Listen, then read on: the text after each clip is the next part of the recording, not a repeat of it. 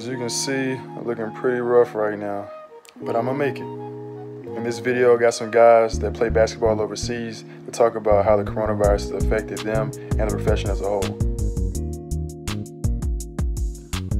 Reger Dowell here. I started off this season in Eastern Europe, finished up in Dominican Republic.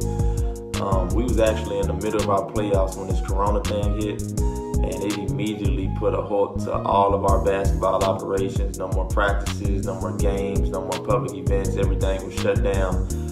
It was really unfortunate for a lot of us players and coaches and pretty much anybody who uses this sport as a way to provide for themselves and their families.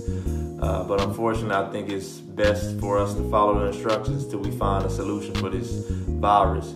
I'm trying to be optimistic going into next season. Hopefully, this thing doesn't last more than a few more weeks. But that's still yet to be known. Only time will tell.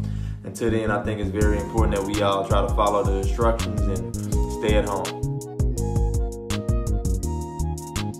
With my team, I was the first person to leave. My family was really encouraging me to come back home. It actually wasn't encouraging. I had no option, but my mom just called and was like, you have to come back home. So I talked to my coach about it. He understood. There was really no hard feelings, no problems closing my contract. With that being said, two of my other teammates are having to come home now because, the league is canceled for the rest of the year. As of next year, I just hope that monetarily it doesn't affect opening of, some of the smaller countries. Like the one I was in, the second division was kind of a smaller country, especially when it comes to the money for that country, the sponsors for that country paying different players. So hopefully those small leagues can still open back. That's how a lot of us got our starts.